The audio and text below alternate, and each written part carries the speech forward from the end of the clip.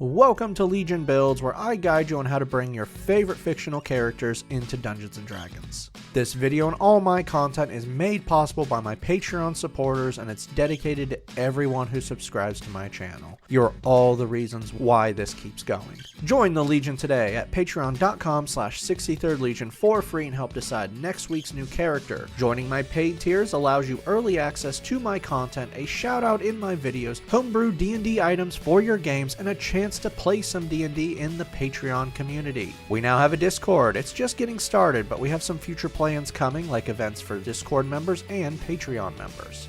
Today we're doing another character from the show Firefly, Captain Malcolm Reynolds. Yes, this is actually my second Firefly character. Born on the planet Shadow, Mal joined the Independent Army, also known as the Browncoats, to oppose Alliance oppression over the independent systems. Unfortunately, the Alliance had the superior firepower and won the war, but not before the vicious Battle of Serenity, where Mal himself fought. After the war, Mal became an adventurer, smuggler, and captain of the Firefly class vessel Serenity. It is here that he built himself a home and gathered others to him. He is a rogue with a heart of gold who easily breaks the law but will never step on anyone's toes. Mal generally avoids conflict until there is no other option. This is not because of fear or desire for pacifism, but because Mal is far more dangerous than people understand. Mal is in the same league as other legendary sci-fi characters, Captain Benjamin Sisko and John Crichton. You know, the group of heroes in the don't mess with me category? Seriously, don't mess with these guys. They will not think twice about committing war crimes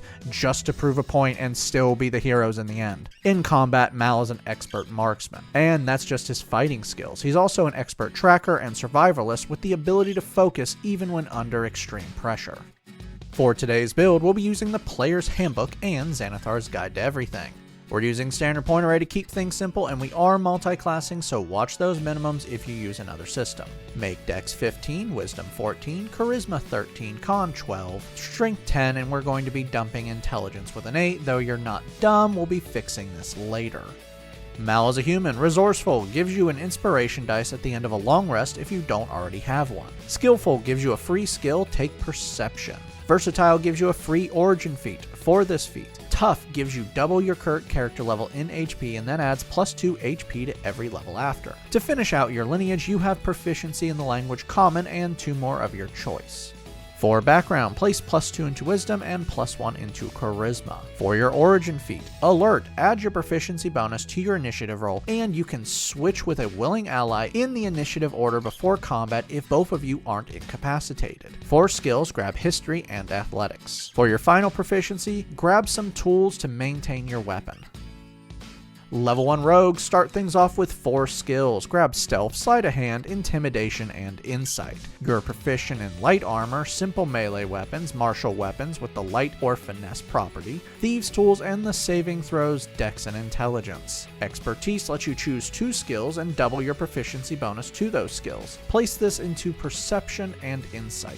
Sneak attack adds more damage to your attacks. When you attack with a ranged or finesse weapon while you have advantage on the attack roll or are within 5 feet of an ally, you can add 1d6 extra damage once per turn. Thieves' Cant gives you 2 more languages, starting with Thieves' Cant, which is a coded language, and 1 more of your choice. Weapon Mastery allows you to access special properties of weapons you're proficient with. At the end of a long rest, you choose 2 weapons, and now you can use them to get their weapon masteries. For some weapon masteries you'll see, hand crossbows and pistols give you Vex. This gives you advantage on your next attack roll against a creature you've hit with this weapon before the end of your next turn. Light crossbows and muskets give you Slow. This reduces the speed of a creature you've hit with this weapon by 10 feet until the start of your next turn, but you can never reduce their total movement past 10 feet. Heavy crossbow gives you Push. This pushes a creature you've hit with this weapon back by 10 feet. Now, we need to say something right now. You don't have access to firearms, unless your DM allows it from the start or you take a feat later, or you'll get it next level. Level 1 fighters begin with bonus proficiencies. You are now proficient in all weapons, including firearms. You also get a fighting style feat. For this feat, archery adds +2 to your attack rolls with a ranged weapon. Second Wind lets you ignore damage by healing yourself with a bonus action by 1d10 plus your fighter level. You can do this twice per long rest, but you regain 1 use after a short rest. Weapon mastery is the same, but now you get to choose 3 weapons. Now you can only have weapon mastery from one class. These do not stack. You just get the better one, which is going to be fighter. Level 2 rogues gain cunning action. Dash, disengage, and hide are bonus actions to you. Level 3 rogues now have access to their subclass. Scout from Xanathar's is going to make you a brown coat. Skirmisher lets you move half your speed with a reaction when an enemy ends its turn within 5 feet of you, and this doesn't provoke an attack of opportunity. Survivalist gives you the skills Survival and Nature, and your proficiency is doubled for both these skills. Steady Aim helps you aim.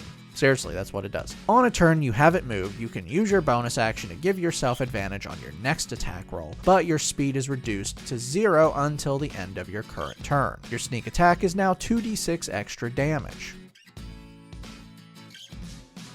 Level 4 rogues earn our first ability score improvement, and it's time to grab a feat. Crossbow Expert from the Player's Handbook or Gunner from Tasha's is what you want. Both of these are similar but different, so choose which one you want to go with. First, both do add +1 to your dex. Both allow you to fire a ranged weapon while within 5 feet of an enemy without taking disadvantage, but with their preferred weapons. They will also allow you to ignore the loading properties of these preferred weapons. Now for the differences. Firstly, Gunner only works with firearms and gives you proficiency in firearms. Finally, Crossbow Expert allows you to add your damage modifier to your offhand attack with a hand crossbow.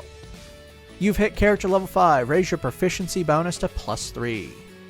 Level 2 fighters receive Action Surge. You can now give yourself a free action once per short or long rest. Tactical Mind allows you to use Second Wind when you fail a skill check. When you fail your skill check, you can use your bonus action to add the d10 to the roll, but if you still fail, you don't burn the use of Second Wind. Level 3 fighters get access to their subclass. Samurai from Xanathar's is going to be great for you. First, you gain a new skill, Grand Persuasion. Fighting Spirit allows you to give yourself advantage on all attacks for that turn when you use your bonus action. You also gain 5 temporary hit points when you do this. You can do this 3 times per long rest. Level 4 fighters earn another ability score improvement, Bump Up Dex for better shots. You can now use Second Wind 3 times and can have up to 4 weapon masteries. Level 5 fighters learn Extra Attack. You can now attack twice with a single attack action. Tactical Shift improves your Second Wind. Now when you use Second Wind, you can move half your total speed with the same bonus action, and this doesn't provoke attacks of opportunity. Your character level 9, raise your proficiency bonus to +4. Level 6 fighters earn another ability score improvement, Cap Off Dex. Level 7 Samurai fighters get Elegant Courtier. You can now add your Wisdom modifier to your Persuasion checks with your Charisma modifier. You also now have proficiency in Wisdom saves. Level 8 fighters earn another ability score improvement, Wipe Out That Negative in Intelligence. Level 9 fighters gain Indomitable. You can now reroll 1 failed saving throw per long rest. Tactical Master lets you switch out mastery properties of weapons you've chosen. When you attack with a weapon that you have chosen for its weapon mastery, you can switch out the mastery for the following properties: Push, Slow, and Sap, which we'll talk about now. Sap causes a creature you've hit with this weapon to have disadvantage on their next attack before the start of your next turn. Your character level 13, bring your proficiency bonus to +5. Level 5 rogues learn Uncanny Dodge. Now when you are hit with an attack roll that you can see, you can use your reaction to have the damage. Cunning Strike adds the effects to your sneak attack. Now when you add sneak attack damage, you can reduce the damage to add effects. You can only add 1 effect on your turn. For these effects, Trip costs 1d6 and forces a dex save, and if they fail, they fall prone. Withdraw costs 1d6 and you immediately move half your speed, and this movement doesn't provoke an attack of opportunity. Poison costs 1d6, and if you have the Poisoner's Kit, you can force a con save. If they fail, they are poisoned for 1 minute and can retake the save at the end of their turns. Your sneak attack is now 3d6 extra damage. Level 6 rogues receive 2 more expertise. Place this into Persuasion and Intimidation. Level 7 rogues now have reliable talent. Now, none of your skill checks can be below 10 on the d20 if you are proficient with the skill. Evasion improves your dex saves. Now when you succeed on a dex save, you take no damage and half on a failure. Your sneak attack is 4d6 extra damage. Level 8 rogues earn another ability score improvement, bump up charisma. You've hit the final milestone, character level 17, max out your proficiency bonus at +6. Level 9 scout rogues gain superior mobility. Your total speed is increased to 40 feet. Your sneak attack is now 5d6 extra damage. Level 10 rogues earn our final ability score improvement and your character level 19, so you have access to epic boons. I'm going to ignore epic boons right now because I want to raise the wisdom to keep an eye on your surroundings and improve your survival skills. But if you don't need to do that, go right ahead. Hell, give Mal the boon that lets him teleport. I don't care. Our final level is level 11 rogues and you get improved cunning strikes. You can now add 2 different cunning strikes to your sneak attack once per turn, but you must pay the cost for both. Your sneak attack is now 6d6 extra damage. Now that we've hit level 20, let's recap. Your stats are Strength 10, Dex 20, Con 12, Intelligence 10, Wisdom 18, Charisma 16. Your total class levels are Rogue 11, Fighter 9. Let's dive in.